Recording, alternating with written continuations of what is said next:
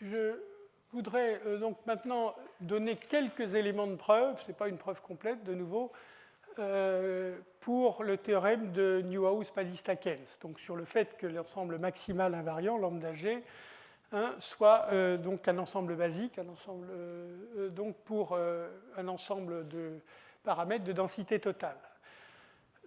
Alors, donc on va retrouver à cette occasion, oui, alors je dois avancer, voilà le théorème. Évanescente, ça veut dire que le complémentaire est de densité totale. Donc, ça c'est la situation qu'on a déjà dessinée. Il faudrait de nouveau remplacer petit f par petit g, je suis désolé. Et on va voir apparaître la famille de Hénon, dont je vais rappeler les formules dans un moment. Donc on avait déjà vu la famille de Hénon tout au début du cours, pour fournir des exemples de Ferrachval dans des situations naturelles. Et on va voir que les exemples en fait, qu'on avait considérés sont en fait importants pour comprendre la situation plus générale de bifurcation homocline, donc dans une surface connexe compacte, donc sous des hypothèses assez générales qui ne dépendent pas de formules, en quelque sorte, de l'application de Hénon. Alors, donc je suis dans cette situation avec des valeurs propres positives, qui sont les valeurs propres de l'application tangente en P. Je vais supposer, quitte à remplacer G par G-1, ce n'est pas vraiment une hypothèse, que le jacobien est inférieur ou égal à 1. Sinon, je remplace G par G-1. Et donc, je vais calculer, alors je ne vais pas le calculer, je vais vous dire le résultat des calculs.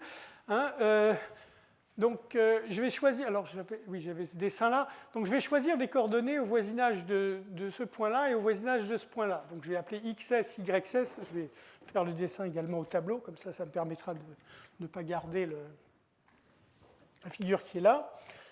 J'ai le point P, je vais essayer de prendre du blanc plutôt. J'ai le point par ici QU, c'est bien ça, c'est Q, oui. Donc je vais centrer en ce point des coordonnées XU, YU. Et puis je vais prendre un autre système de coordonnées, ici, donc XS, YS. Alors, je vous rappelle qu'on a décomposé l'application de retour, disons au voisinage de Q, enfin je veux dire, ce n'est pas très important, entre, dans quel sens on s'y prend, puisque de toute façon il faut que je fasse le tour complet, une application qui s'appelle, disons, qui sera G puissance M, et ici, une application, donc ici l'anti-N va être très grand et va en fait varier, changer de point en point. Tout dépend combien de temps les orbites passent au voisinage de P. Par contre, ici, l'entier grand M est fixé pour aller de ce point QU, QS, puisque les points QU, QS étaient sur l'orbite de Q, et donc c'est juste le temps qu'il me faut pour passer d'un point à l'autre. Alors, donc XS, YS, c'est système de coordonnées. Alors, donc les deux applications qui m'intéressent, et il faudra que je les compose ensuite, dans un sens ou dans l'autre, ça c'est pas important, mais que je les compose. Donc il y en a une, cette application-là. Alors, je triche parce qu'autrement, ça sera illisible et incompréhensible. Je prends un modèle simplifié. Alors, le modèle simplifié, il est fait en sorte de ne garder que les termes importants. Donc, en fait, si vous cherchez vraiment à écrire ces applications, il y a des termes parasites, mais les termes parasites sont ce que dit le terme, ne changent pas le résultat, simplement ils compliquent. Enfin, je veux dire, il faut faire des estimations et des choses comme ça que je n'ai pas envie de faire ici. Donc, dans la situation, cette situation peut se produire. Je veux dire, simplement, j'ai fait en sorte, en quelque sorte, que les termes gênants n'interviennent pas. On a la situation suivante. Donc, de XS, YS vers XU, YQ, donc le G puissance n qui est ici, j'ai pris des formules purement linéaires. Vous pouvez souvent vous ramener à ça, mais enfin, pas toujours. Donc une formule purement linéaire. Simplement, les 1 qui interviennent ici sont dus au fait que j'ai centré les coordonnées pour XS, YS en QS et pour XU, YQ en QU. Et je prends en sorte que cette longueur-là ou cette longueur-là soit égale à 1. D'où le 1 qui intervient. Donc une formule purement linéaire ici, qui tient compte essentiellement ce qui se passe au voisinage de P.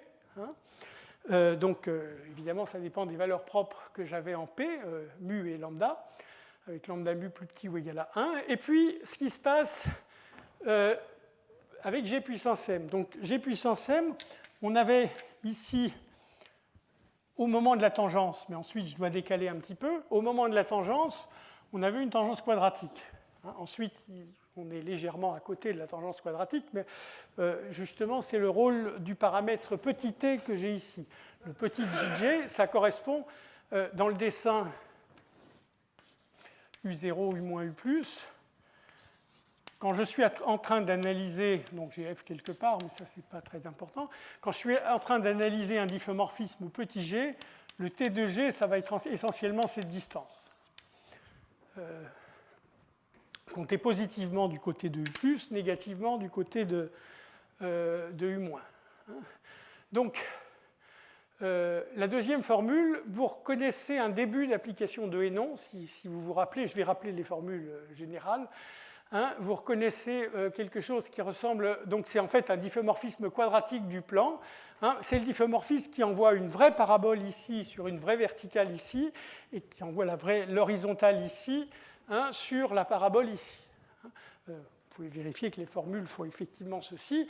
J'ai essayé d'éliminer toutes les constantes parasites qui pouvaient traîner. Ça fait partie de la simplification qui est ici. Je ne prétends pas que ça soit toujours de cette forme-là, mais je dis que moralement, c'est ça le modèle. Donc, Tg est positif parce que je suis en train d'analyser la dynamique de ce côté-là, dans U+. Alors, donc là, je traduis en quelque sorte en coordonnées ce que j'ai dit tout à l'heure. C'est-à-dire que pour rester dans U, j'avais expliqué, alors maintenant il faut prendre une intersection, puisque là j'ai dessiné ici ce qui se passe pour Tg égale 0 sur l'hypersurface U0. Donc si je remplace, ou peut-être dans ce que je vais faire, c'est le faire sur un autre dessin, parce que là c'est déjà assez chargé. Donc je dessine ce qui se passe près de QS, avec Tg positif, ici c'est la distance Tg. Et de la même façon, horizontalement, j'ai ça, toujours avec Tg ici. J'ai grossi le dessin. Et ce que j'avais expliqué dans la première heure, c'est que pour qu'une orbite ne s'échappe pas, pour que vous soyez dans l'ensemble maximal invariant par U, il faut que vous soyez dans cette intersection ici, et aussi, le moment venu, je veux dire, dans cette lentille ici, cette lentille a pour image cette lentille-là. Donc les deux se déduisent l'une de l'autre par G puissance m.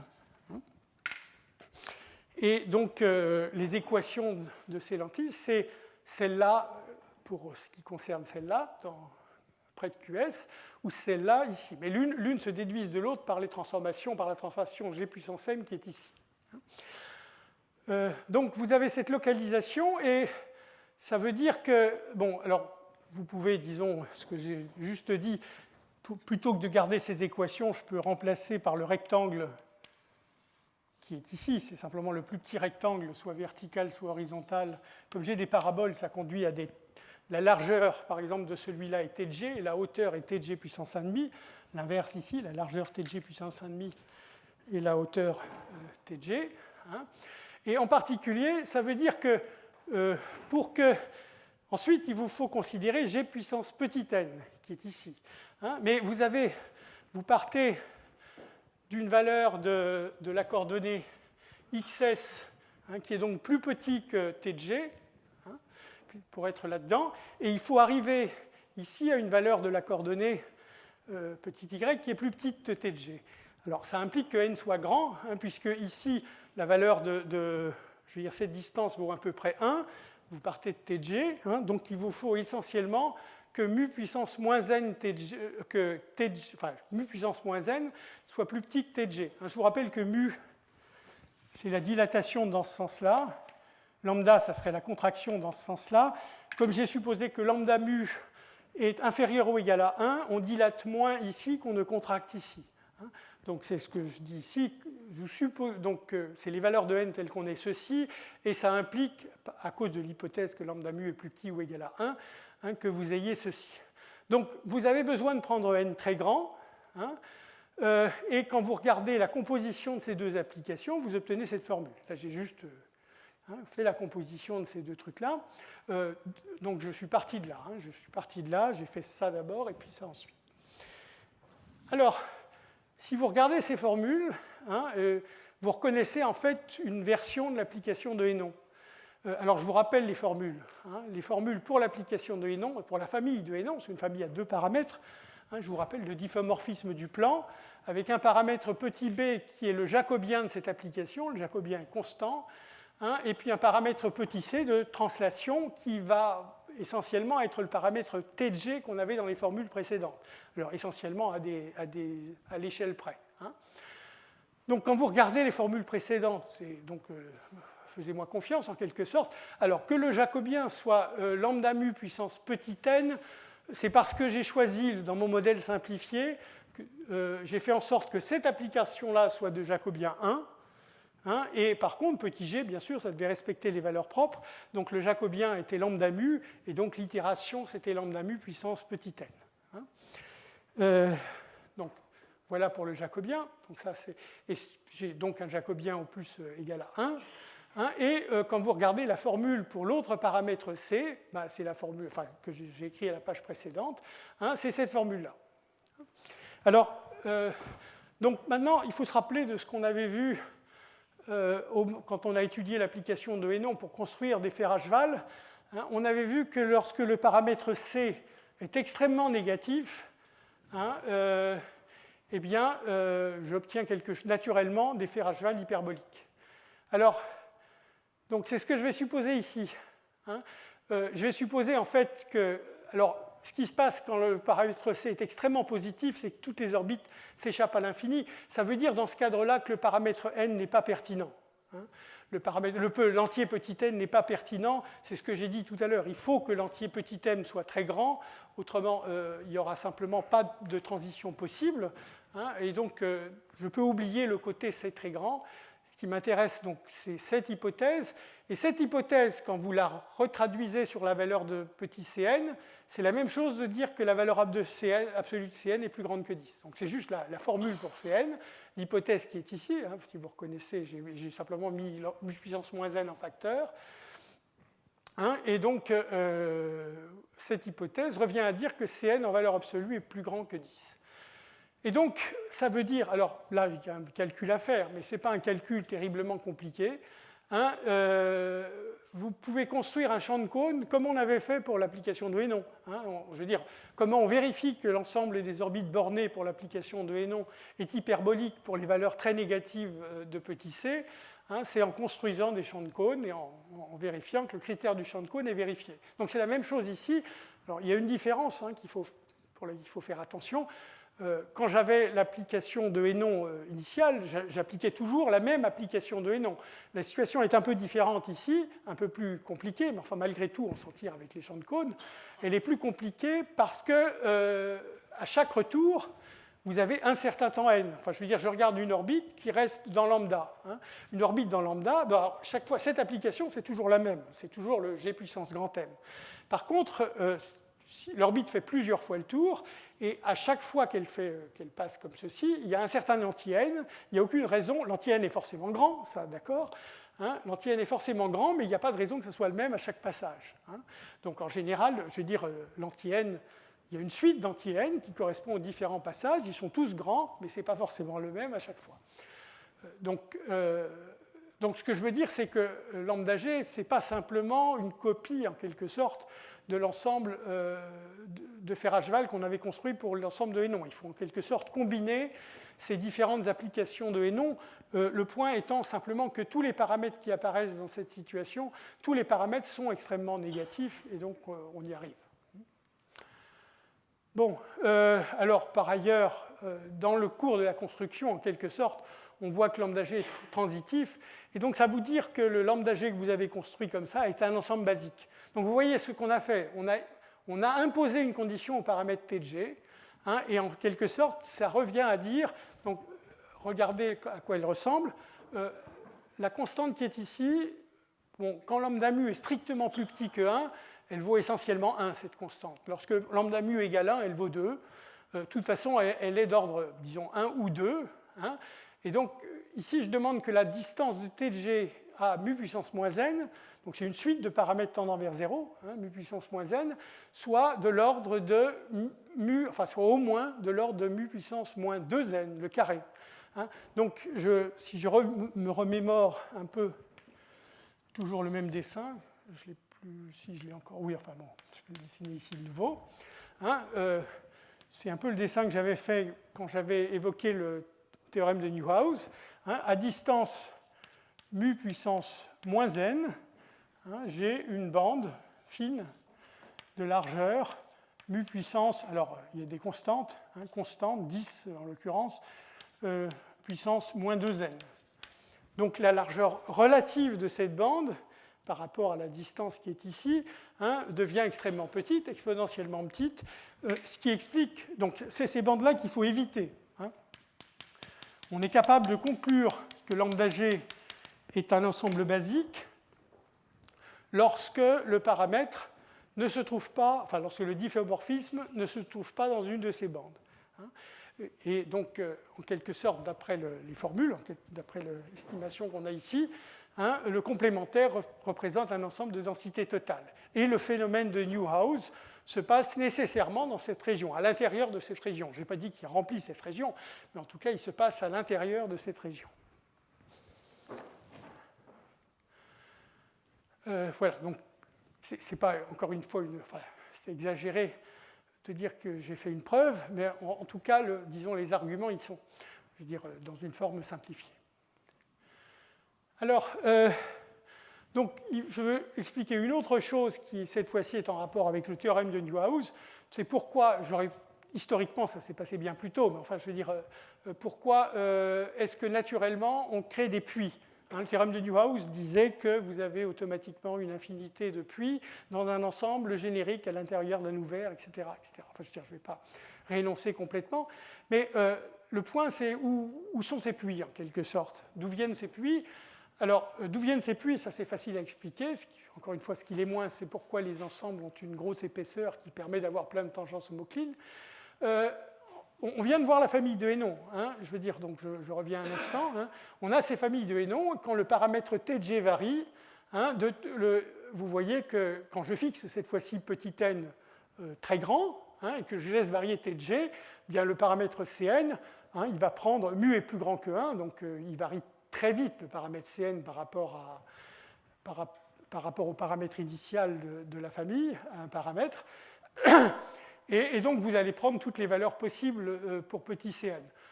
Quand n est fixé, par contre, bn, lui, est fixé. Hein. Donc, c'est assez raisonnable de regarder la famille de Hénon directement, hein, et de regarder ce qui se passe. Donc là, c'est quelque chose que j'ai déjà dit. Hein. Alors, qu'est-ce qui se passe dans la famille de Hénon? Je le dis sous forme d'une suite d'exercices dont je vais seulement faire le premier. Parce que les autres constituent un calcul immédiat. Donc, effectivement, dans la famille de Hénon, on crée des paires de points fixes, ce qu'on appelle bifurcation sel-nœud, hein, un attractif et l'autre donc de type sel. Alors, bon, commençons par le commencement. Hein, donc, c'est une suite d'exercices. Je démontre le premier. Hein. Là, il faut écrire la formule. Donc, l'itération, prendre du blanc.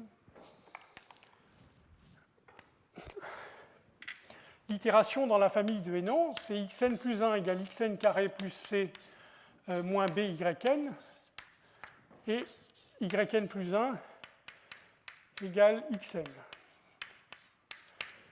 Alors, vous remplacez yn, donc vous gardez seulement les x pour comprendre ce qui se passe. Hein, puisque les y sont simplement les x décalés de 1. Hein, donc vous avez xn plus 1 égale xn carré. Donc je suis en train de faire l'exercice qui est ici. Hein, plus c moins b xn moins 1. Alors, vous reconnaissez, c plus grand qu'un plus b au carré, c'est considéré, enfin bon, je vais plutôt le faire. Supposez que vous ayez xn supérieur à xn moins 1. D'abord. Alors, en fait, vous aurez xn, à cause de cette formule, vous aurez xn plus 1, alors, donc, va être égal à ceci, donc là, on a la formule qui est ici, et j'utilise, alors, je vais prendre b positif, excusez-moi, hein, j'aurais dû le dire d'ailleurs aussi dans le slide, ce qui est de toute façon le cas qui m'intéresse, puisque Bn était lambda mu puissance n, hein, lambda mu était positif. Donc xn plus 1, comme xn moins 1 est plus petit que xn, que b est positif, ça sera supérieur à xn carré plus c moins bxn. Et maintenant, si je suis dans la situation de l'exercice, c'est-à-dire c supérieur à 1 plus b au carré, ça veut dire que ceci est supérieur à un xn plus epsilon. Il existe un epsilon qui dépend seulement de b et c, positif, hein, tel qu'on est ceci. Simplement, vous reconnaissez que quand vous passez xn de ce côté-là, hein, vous reconnaissez que le discriminant de ce polynôme quadratique, c'est précisément 1 plus b au carré moins 4c. Hein, et donc, sous cette hypothèse-là, le discriminant est négatif, pardon, hein, et donc la valeur minimale de cette expression quadratique, hein, est un nombre strictement positif que j'appelle epsilon de b et de c. Voilà, donc dans cette situation-là, si xn était supérieur ou égal à xn moins 1, eh bien, automatiquement, xn plus 1 est non seulement plus grand ou égal à xn, mais par un facteur epsilon. Ça vous force à ce moment-là l'orbite à tendre vers plus l'infini, enfin la suite xn plutôt, à tendre vers plus l'infini, puisque vous itérez bien sûr cette récurrence. Inversement, si vous partez de la situation où xn est inférieur à xn moins 1, xn plus 1 cette fois-ci, oui, non, c'est le contraire, supérieur à xn plus 1, je vais prendre les choses dans l'autre sens. C'est-à-dire je vais réécrire xn moins 1 ici.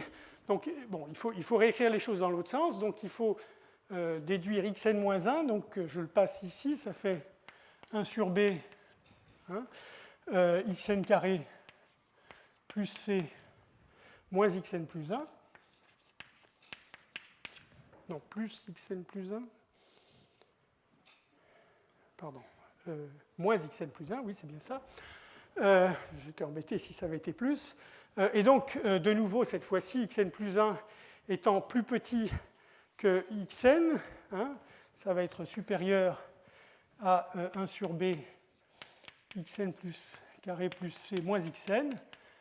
Et de la même façon, enfin, c'est le même polynôme quadratique qui apparaît, mais ça va être supérieur, hein, à xn plus un epsilon prime de b et de c. Donc cette fois-ci, hein, si xn plus 1 était plus petit que xn, là cette fois-ci je vais en temps négatif, hein, eh bien xn moins 1 sera cette fois-ci non seulement plus grand que xn, mais plus grand que xn par une constante déterminée. Et cette fois-ci, la suite xn tend vers plus l'infini, mais en temps négatif. Voilà, donc ça vous démontre ceci. Hein. Il ne peut pas y avoir d'orbite bornée, soit parce que les xn tendent vers l'infini en temps positif, soit parce que les xn tendent vers plus l'infini en temps négatif. Ok, alors une fois que, disons, vous avez ça, c'est très facile de faire des petits calculs pour voir le reste, hein, les autres exercices. Donc, quand vous êtes sur le bord de ce domaine, hein, égal, eh bien, en fait, il y a une seule orbite bornée, et c'est un point fixe, un unique point fixe. Hein, et vous pouvez calculer la dérivée, ça je vous laisse le faire. Hein, vous pouvez calculer l'application tangente et vous obtenez que les valeurs l'application tangente sont 1 et petit b. En quelque sorte, vous le savez d'avance, enfin, c'est une bifurcation, c'est le nœud, donc ça veut dire qu'il y a une valeur propre 1 et l'autre valeur propre est donnée par le jacobien qui est b. Le produit des valeurs propres est égal à b. Hein. Alors ensuite, quand vous continuez, là il y a de nouveau des petits calculs à faire, mais pas bien. Donc cette fois-ci, je suppose que b est plus petit que 1. Hein, eh bien, dans cet intervalle, hein, ouvert cette fois-ci, hein, quand C est grand, pas d'orbite bornée. Quand C est juste ici, juste une orbite bornée qui est un point fixe, maintenant je continue à diminuer, mais seulement jusqu'à cette valeur. À ce moment-là, vous vérifiez par un calcul simple. Les points fixes sont juste des solutions d'équations de second degré. Hein, puisque quand j'écris que j'ai un point fixe, ça veut dire y égale x, donc vous posez y égale x ici, et vous avez une équation du second degré. Donc vous calculez les racines. Une fois que vous avez les racines, vous introduisez la matrice jacobienne, et vous pouvez tout calculer. Donc il n'y a rien de mystérieux là-dedans du tout.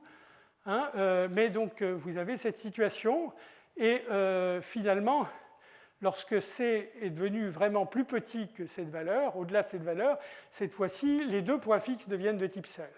En fait, donc c'est ce contexte-là qui m'intéresse, donc des valeurs de C limitées par cette situation, où je suis sûr que j'ai des orbites périodiques attractives, des points fixes attractifs pour et non. Et donc quand je reviens au contexte des bifurcations homoclines, où j'avais considéré ces retours petit g puissance n plus grand m, quand la valeur correspondante du paramètre C est dans cette région, et en particulier on s'intéresse souvent au cas où elle est directement légèrement inférieure à cette valeur-là, eh bien on aura des orbites périodiques attractives.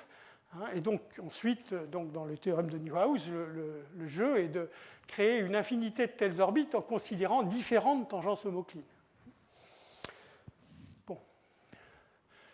OK, alors dans la fin du cours aujourd'hui, je veux discuter un petit peu d'hyperbolicité, enfin je veux dire, sur l'hyperbolicité uniforme, je ne vais pas dire grand-chose de plus, enfin, sauf peut-être tout à fait à la fin du cours, mais donc à ce niveau-là, on va se concentrer sur maintenant des notions d'hyperbolicité qui sont différentes de celles qu'on a considérées moins restrictives, donc ce qu'on appelle hyperbolicité non uniforme. Alors je commence par le cadre le plus simple, qui est celui de la dimension 1. Alors la dimension 1, on avait déjà vu, enfin on a déjà parlé de ce cadre-là, donc je vais considérer une application analytique, défini sur un intervalle compact I, donc analytique réel, un intervalle compact I à valeur donc réelle, que je vais supposer non inversible parce que ça n'a pas de... Enfin, je veux dire, ce que je vais raconter sera vide si elle est inversible. C'est le cas des difféomorphismes du cercle, mais enfin, sauf que c'est sur un cercle au lieu d'un intervalle compact. Ici, c'est vraiment dans le cadre non inversible que je veux me placer parce que je veux parler... je vais dire, bon, on va voir. Alors, je veux définir l'hyperbolicité dans ce cadre. Il me faut donner une définition simplement parce que je ne veux pas supposer que l'intervalle compact est invariant. On a besoin de considérer ce genre de situation dans des contextes où l'intervalle I n'est pas invariant. Et donc, il y a simplement des orbites qui ne sont pas définies. Enfin, j'itère, mais à un certain moment, je ne suis plus dans I, et donc ces orbites cessent d'exister à partir d'un certain temps. Donc, je ne me suis pas encore vraiment placé dans ce cadre-là. Donc, c'est une définition qui est un peu un parallèle que je vais donner d'hyperbolicité, qui est un parallèle à celle que j'ai donnée pour les fractions rationnelles. Pour les fonctions rationnelles, sur la sphère de Riemann, dans un cadre complexe, enfin holomorphe, il n'y avait pas pour le coup, pas de problème de domaine de définition. Donc j'avais considéré la partition de la sphère de Riemann entre ensemble de Fatou et ensemble de Julia, et donc l'hyperbolicité correspond au fait que l'application est dilatante sur l'ensemble de Julia. Alors ici, donc, je vais être obligé de considérer une situation supplémentaire, donc une partition de nouveau. F ici est pour Fatou, J pour Julia, et par contre E c'est pour escaping ou échapper, enfin s'échapper. Donc justement, E c'est l'ensemble ouvert des points qui s'échappent. Alors je vais seulement itérer positivement, attention. C'était déjà le cas pour les fonctions rationnelles, parce que je n'ai pas supposé que f était inversible, donc f-1 n'a pas de sens. Enfin, il y a des branches inverses, mais il n'y a certainement pas f-1 comme application. Donc, j'ai un premier ensemble qui est l'ensemble des orbites qui s'échappent. Ensuite, le deuxième ensemble, c'est l'ensemble de Fatou. Alors, il est ouvert invariant et il est caractérisé par la propriété suivante. Eh bien, toute orbite de f dans cet ensemble de Fatou eh bien, va converger vers une orbite périodique attractive de f, et ces orbites périodiques sont en nombre fini. Et finalement, le troisième ensemble, celui qui reste, parce que je les ai définis dans cet ordre, c'est l'ensemble de Julia. Donc, comme j'avais deux ensembles ouverts ici, ce qui reste, c'est un ensemble compact, et cet ensemble compact est invariant, et surtout, il a la propriété de dilatation, qu'on avait déjà vue pour les fonctions rationnelles. hein, donc qu'il existe des constantes C positives, lambda strictement plus grande que 1, telle que la dérivée, hein, des itérés énièmes croissent exponentiellement vite avec n, donc dans cet ensemble de Julia. Donc voilà, donc ça c'est une définition. Hein. Alors, je veux dire, je ne dis pas que toute application analytique a ses propriétés. Hein, mais disons que quand elle a ces propriétés, alors vous voyez que, je veux dire,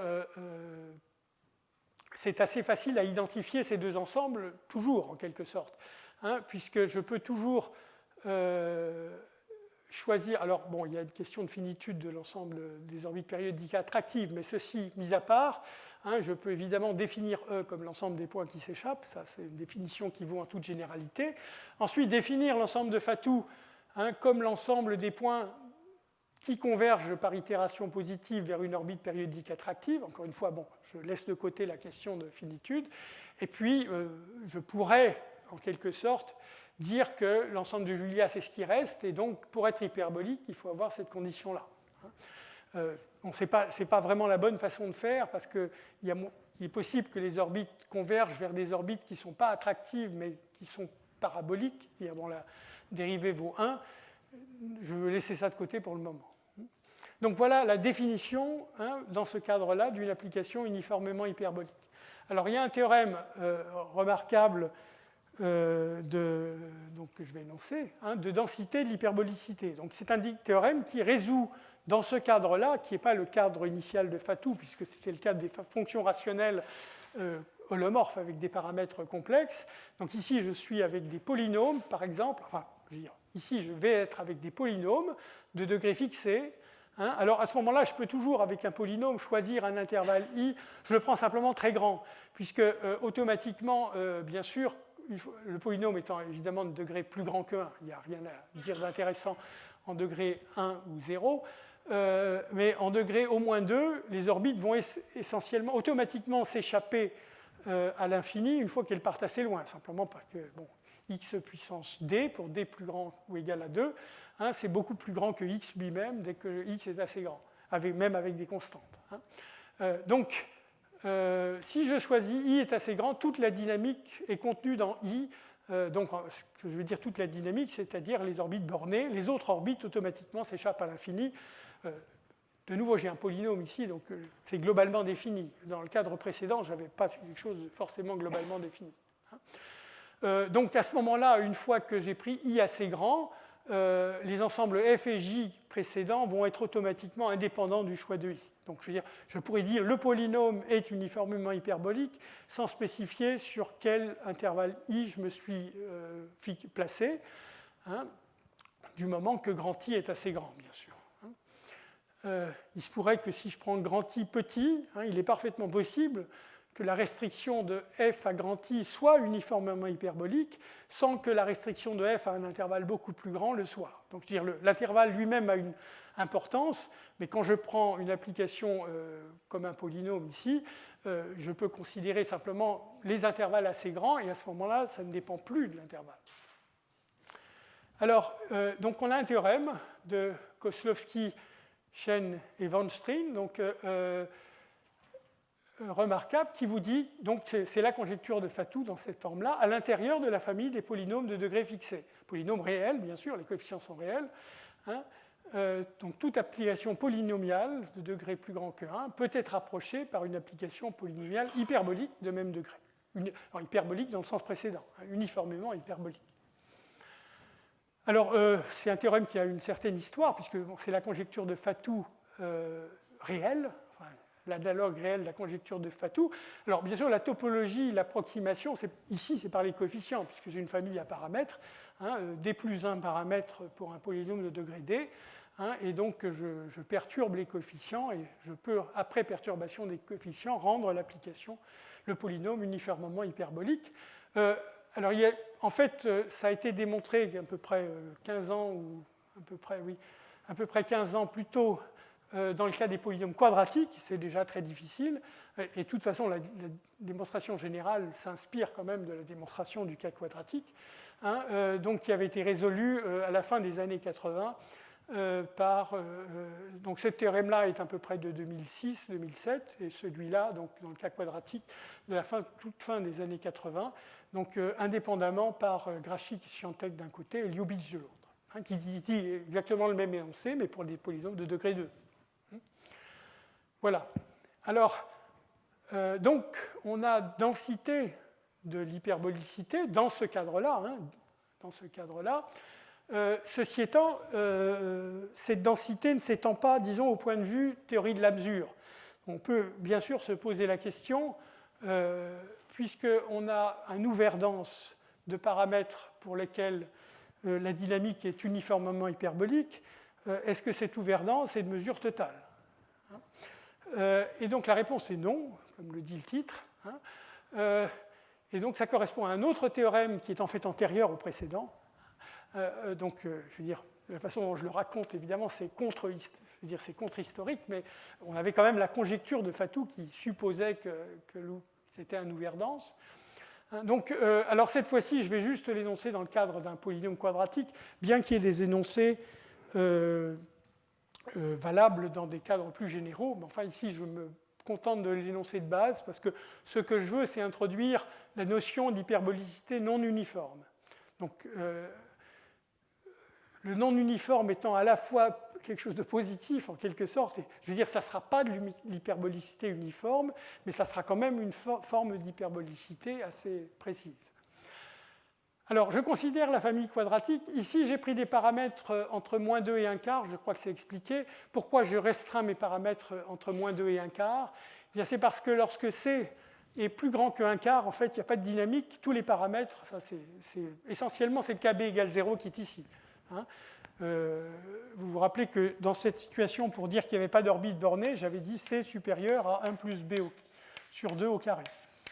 Alors quand B devient égal à 0, hein, ça correspond à la famille quadratique, ceci, puisque évidemment le B disparaît ici, vous avez juste l'itération de la famille quadratique, et cette condition-là devient C plus grand que 1 quart, exactement le même argument que vous avez ici, hein, donc pour B égale 0 cette fois-ci, mais vous dit que toutes les orbites vont s'échapper à l'infini. Alors par contre, pour C strictement plus petit que moins 2, cette fois-ci, c'est au contraire que tout se passe. Enfin, je veux dire, évidemment, vous pouvez dire que tout se passe bien parce qu'il n'y a pas d'orbite. Je dirais, il n'y a pas d'orbite bornée à étudier. Dans l'autre cas, c'est strictement plus petit que moins 2, donc de l'autre côté de l'intervalle que j'ai dessiné ici. Hein, cette fois-ci, on va effectivement avoir des orbites bornées, mais en fait, ce qui se passe, c'est qu'il est très facile de vérifier que le point critique, alors le point critique, c'est 0, hein. J'ai une application, donc j'ai un point critique en 0, et tout dépend énormément de ce qui se passe pour cette orbite critique. Je ne veux pas rentrer plus en détail, mais en l'occurrence ici, comme le point fixe s'échappe à l'infini, eh bien c'est très facile de montrer que sous cette hypothèse, hein, eh bien PC est uniformément hyperbolique. Si vous voulez, c'est un peu ce que j'avais déjà fait pour la famille de Hénon, avec un paramètre B cette fois-ci non nul, hein, en montrant que quand C est très négatif, j'obtiens un Ferrachval. L'ensemble des orbites bornées, c'est ce Ferrachval uniformément hyperbolique. Donc c'est essentiellement la même situation, mais en dimension 1. C'est plus simple en fait. Hein. C'est plus simple comme on est en dimension 1. Hein. Mais donc vous avez des orbites, je veux dire, vous avez une situation uniformément hyperbolique, et en fait, l'ensemble de Fatou, hein, le dessin est celui-là essentiellement, avec l'intervalle I. Donc vous vous mettez sur un intervalle I assez grand, hein, et la dynamique ressemble à quelque chose comme ça. Donc c'est pour considérer ce genre de situation que j'ai besoin de dire qu'il y a des orbites qui s'échappent. Hein. Ça se passera quelle que soit la taille de I, parce que si vous augmentez la taille de I, enfin bon, je ne vais pas le... c'est de ce côté-là qu'il y a des problèmes. Hein. Donc voilà, grand I ici.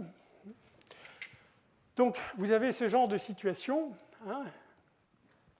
Et donc les deux branches, pour rester dans I, ce qui importe, c'est ces deux branches-là,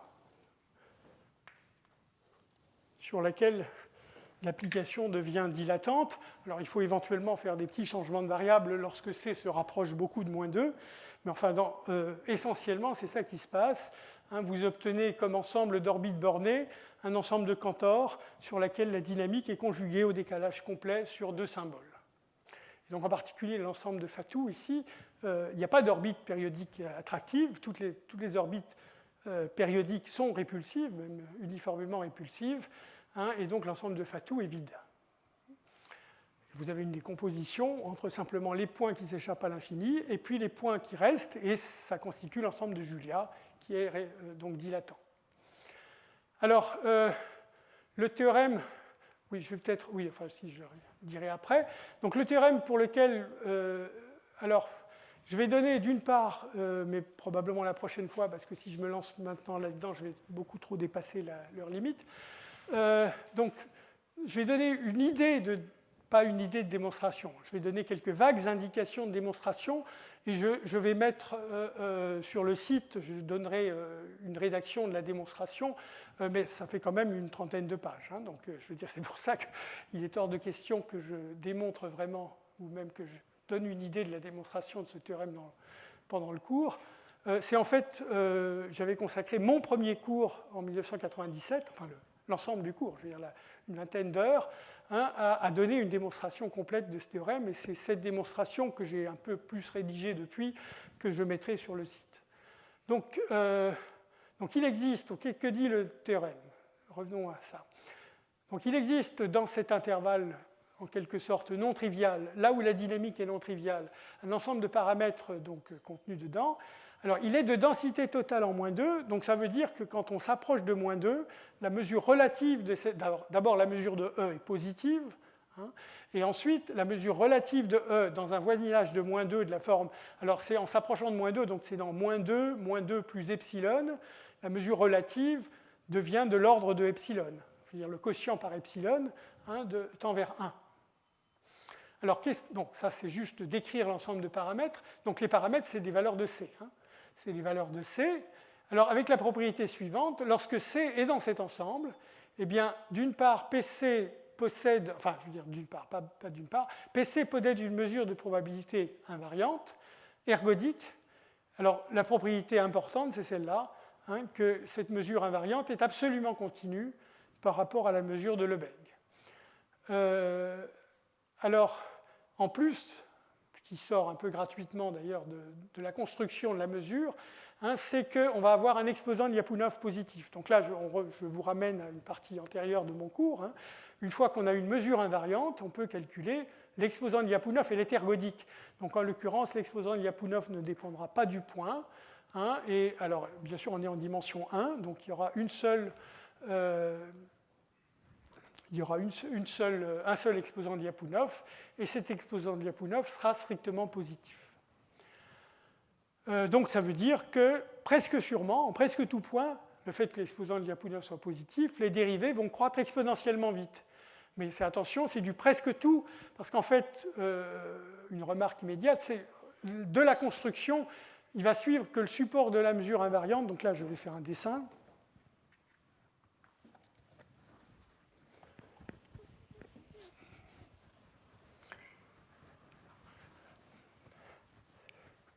Alors j'aime bien souvent, plutôt que de dessiner le graphe, dessiner l'application comme ceci. Donc j'ai le point critique 0, donc là j'ai dessiné la droite réelle, et puis ici je dessine, alors un peu comme ça. Donc ça c'est l'image de la droite réelle, c'est-à-dire que donc, cette droite, et ensuite il faut reprojeter sur la droite pour itérer. Hein. Donc voilà l'image de la droite réelle. Donc le point C, ici je tombe sur le point critique, la valeur critique PC de 0, qui est ici. Donc quand j'itère une fois de plus, donc, vous voyez que PC de 0 est négatif quand je vais chercher PC de 0 par ici. Donc ici, c'est orienté comme ça. Hein. Le deuxième itération, c'est PC au carré de 0. Et le support de la mesure, hein, c'est exactement cet intervalle-là. Alors pourquoi exactement? Parce que cet intervalle-là est en fait invariant, je veux dire, l'orbite de 0 sera en fait dense dans cet intervalle, hein, et par contre, elle sera contenue dans cet intervalle. Bon. Pourquoi? Parce que quand vous prenez la deuxième image, donc PC, de 0, PC carré de 0 va se trouver par ici, hein, et donc le point suivant, PC cube de 0, va être par ici.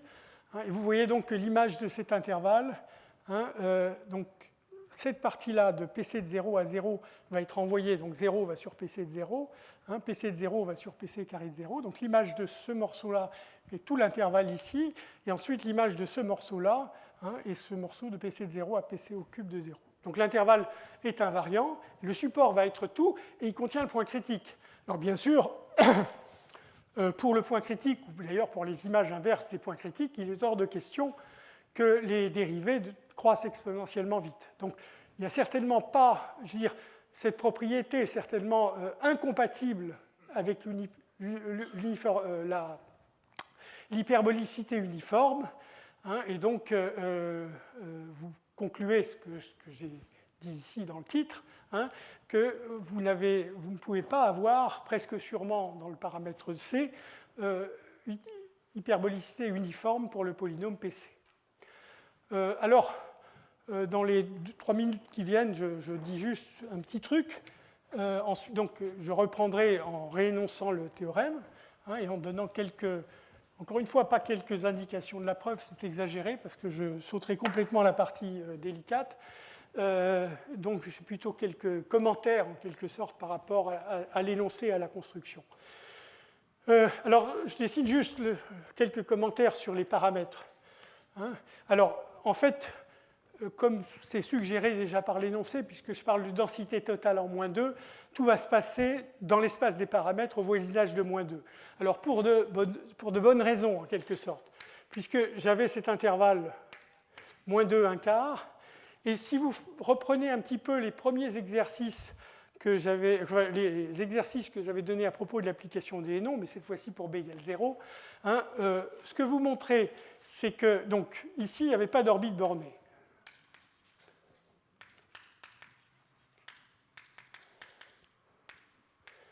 Alors, ce qui se passe ensuite, c'est qu'entre 1 quart et, alors je ne vais peut-être pas le mettre au bon endroit, mais ce n'est pas très grave, donc 0 va être par là, 0, donc entre 1 quart et moins 3 quarts, dans l'intervalle ouvert ici, vous allez avoir un point fixe attractif, et un point fixe répulsif aussi d'ailleurs, mais je veux dire, ce qui m'intéresse, c'est un point fixe attractif, et en fait, dans ce cas-là, vous allez avoir le bassin, l'ensemble des orbites qui convergent vers ce point fixe attractif va former un intervalle ouvert, et l'ensemble de Julia sera juste les deux extrémités de cet intervalle ouvert, et à ce moment-là, on aura une hyperbolicité uniforme. Alors, si on continue au-delà de ça, jusqu'à moins 5 quarts ici, hein, on aura une situation assez similaire, un peu plus compliquée, où on aura une orbite de période 2 qui est attractive.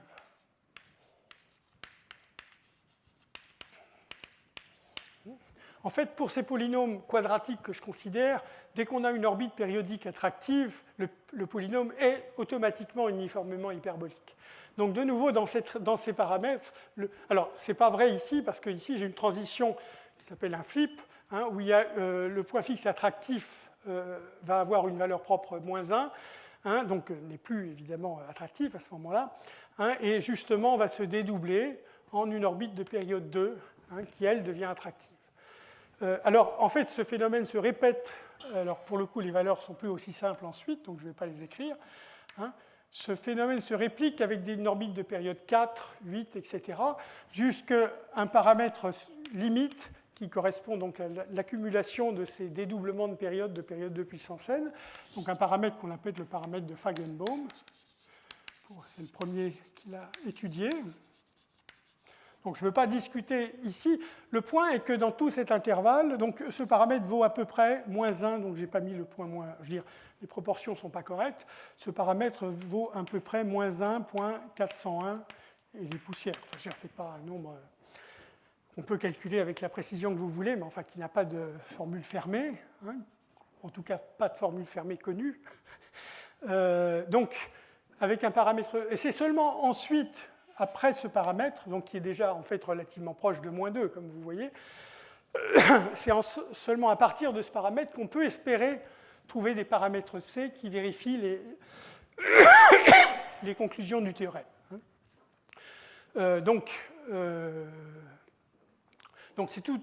En fait, ce qu'on va faire, de toute façon, quand on va décrire le théorème, c'est d'emblée se placer dans un petit voisinage de -2 et considérer ce qui se passe. Voilà, donc je vais m'arrêter ici pour aujourd'hui.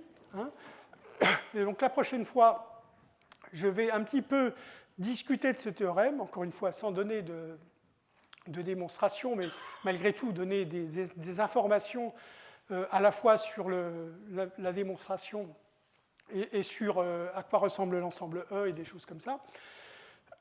Et puis ensuite, je considérerai un petit peu l'application de Hénon qui est reliée à ce cas-là, en ce sens que l'application de Hénon pour b égale 0 correspond exactement à cette famille quadratique x donne x2 plus c. Mais évidemment, la situation est beaucoup plus difficile, beaucoup plus compliquée pour l'application de Hénon. Voilà pour...